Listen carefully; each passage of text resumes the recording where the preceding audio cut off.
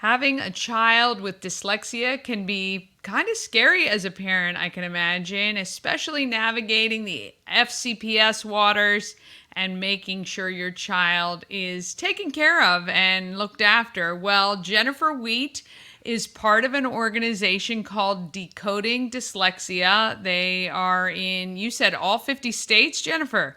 Yes, all 50 states. Okay, so this is an organization that has been put together to support parents who have kids with dyslexia. Jennifer, tell me a little bit about your initial involvement with Decoding Dyslexia. I became involved with decoding dyslexia in, I want to say it was around 2018. That was when probably not every state had a decoding dyslexia yet. We were actually branching out from decoding dyslexia Maryland to each county having their own branch. So we were trying to start up Frederick County branch of decoding dyslexia. And I got a call from Marla Mingdal, who you've had on here also, and she said she was looking to get some parents together from either professionals who work in the dyslexia universe or that have kids that have dyslexia, which I'm both. So there were probably five of us at the first maybe meeting or gathering. I think we met in a Starbucks. But we had guidance from Maryland, from the Maryland Decoding Dyslexia, and we had our first meeting, and we just put it out, and we had a Facebook page, and we offer free resources, and it's just a parent-led grassroots, as they describe themselves, organization to help parents advocate for themselves, for their child, and trying to get screenings in school, early screenings K through 2, trying to get appropriate programs that are evidence-based and are rooted in the science of reading, and then progress monitoring tools along the way. So we got together and started to get all that put in place. Yeah, so I mean, it's incredible. And again, I think at the time of, my initial speaking with her, I was so surprised that I understand kind of in more talking about it that, it's not the same for every child. So it presents in a lot of different ways, which makes it difficult, I think, to diagnose or even, try to move toward testing and screening and all that good stuff. But it's still kind of frightening if you've got a child that there's something amiss and you're trying to figure it all out.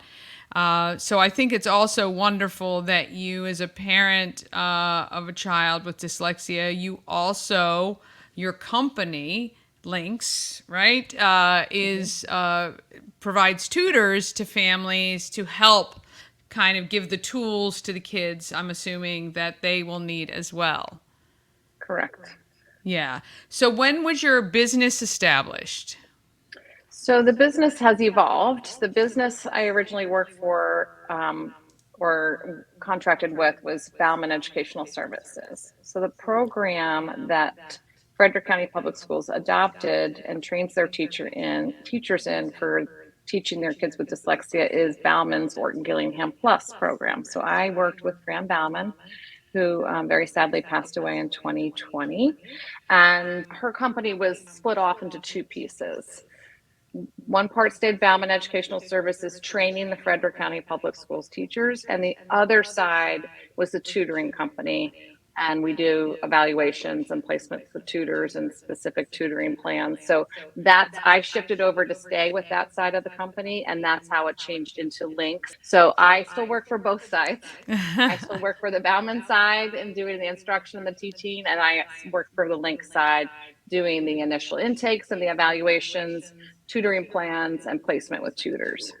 So you are literally up to your neck in dyslexia. It's what you do 24/7, not only as a parent with your own child, but certainly helping other parents navigate this system and just giving them support, which I find wonderful.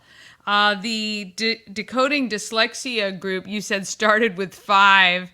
Has it grown much more than that, or are there always parents kind of coming and going in that group? So when we took a hiatus during COVID, it did change. And when we decided to come back, another dyslexia advocate Carolyn Coletti came in and she said, I want to reignite the Frederick chapter. So she did that. I came back into it. Cassandra Han, who was one of the originals, came back.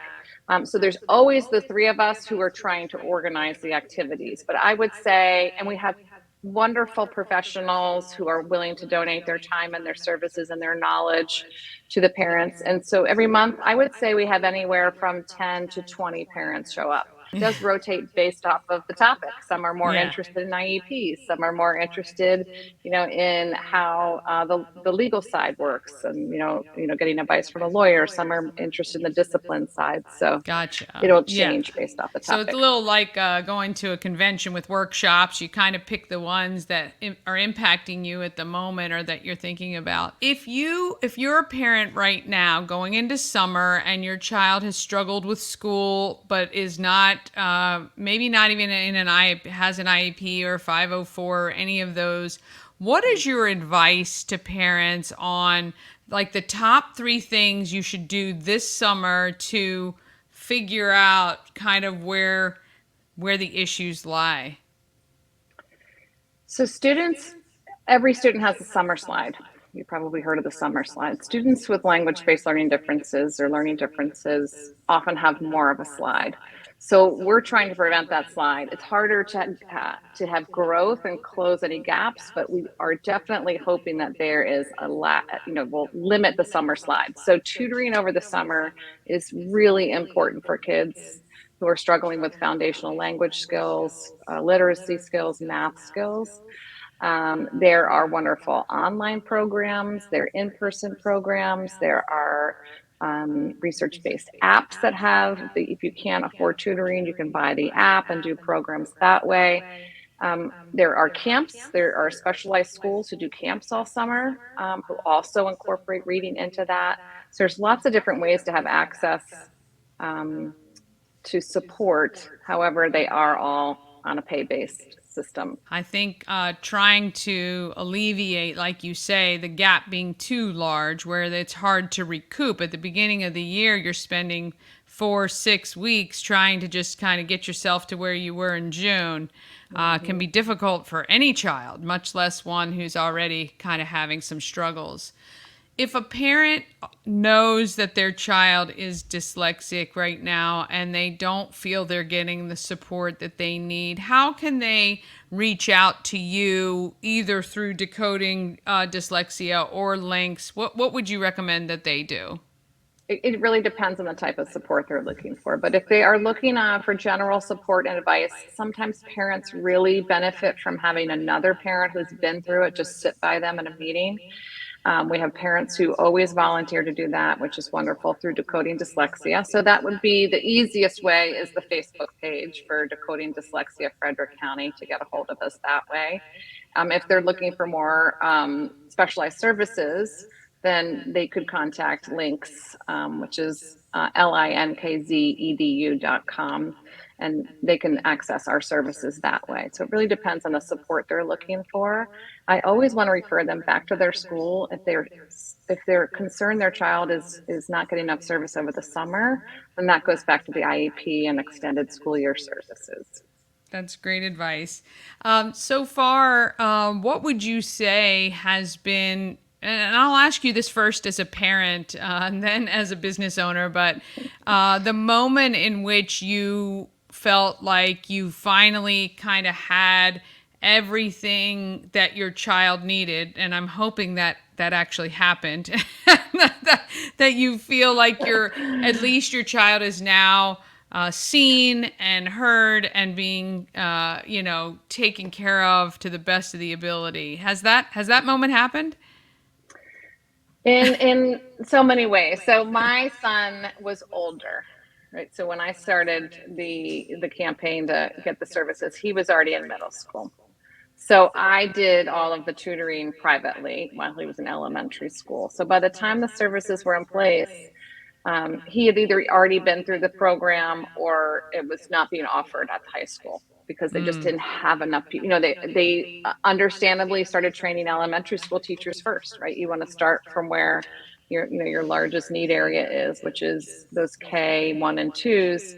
And then they built up, and now there's Orton Gillingham in the high school. So he did end up getting what he needed between a combination of private and public. He did have an IEP that stayed with him all the way through high school.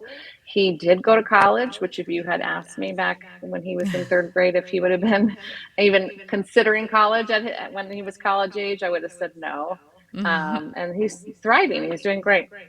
Oh, that's really wonderful to hear, and really kudos to you. And I know the same, with parents who are really who've laid the groundwork for other parents coming up. You guys kind of suffered in silence, I guess, but just had to figure it out as you went. You didn't have these resources, and it's so great that you and other parents are really just reaching out to help those coming up behind you. And I think that is wonderful that you got sucked back in, but you're still in kind of everything dyslexia. Where can people more easily, if they're looking for those additional, you said linksedu.com, right? Yes. Yep. I find this fascinating. I guess I'll just say to every parent out there, if your child is young and you're noticing anything, right? You make sure you advocate or find a group that can advocate for you or with you, because every year you waste or you wait for someone to say something is a year gone, correct? Correct. That is so important. Earlier intervention is so important for the kids as everybody's learning to read, right? So ages 3 to 8, that's the big years you want students to be learning that letter sound relationship. And I do want to give a lot of credit to Frederick County Public Schools for being, on top of, once the state did mandate early screening and then having interventions in place. They really did a really nice job putting all of the pieces together. Well, yeah, and and it's great that they've done it. I don't know if they would have done it without the parents like you being at the board meetings in their ear all the time. But look, sometimes you do have to do what you have to do and to advocate for your child. Is there one or two things that you can give as, in those ages 3 to 8, one thing you may notice as a parent that might trigger that, oh, maybe there is additional help needed, or maybe I should reach out? I would say probably the most notable thing you'll see in young children is difficulty with phonological awareness, which is that ability to process, understand, manipulate sounds in our language. And so it's as simple as asking a child, could you clap out all the syllables in the word television? Or you could say, can you say cat without the k? And so, can they manipulate the sounds? You'll notice kids, which we think is so endearing, and it is, when they're little, they will flip flop syllables or the flip flop sounds. But when it continues past that age, you're going, So, like I had a son, my son said, can I have some of that sand sanitizer? Or one time he said, hey, did you put the car in the sparking pot? It's like, yep, Yeah. put them in the parking spot. So sound awareness, and then difficulty with either letter name, remembering letter name, letter sound, and even when little, colors, shapes, like remembering all of those pieces can be hard for students with dyslexia. Yeah, and I know it's hard as a parent because at the same time, you want to correct. You do find it endearing and cute when your child says lollipop instead of lollipop. Yes. But like you say, once it gets beyond an age that is appropriate for that, if they're not intentionally doing it to get your endearing return of smile, then yeah, maybe it's something you should look into. Yep. Awesome. Well, Jennifer, we really appreciate your time. Thank you so much for your expertise in championing kids who have dyslexia and the parents, of course. Wish you all the best. And if there's ever anything we can do, please let me know. Thank you. And thank you for having me.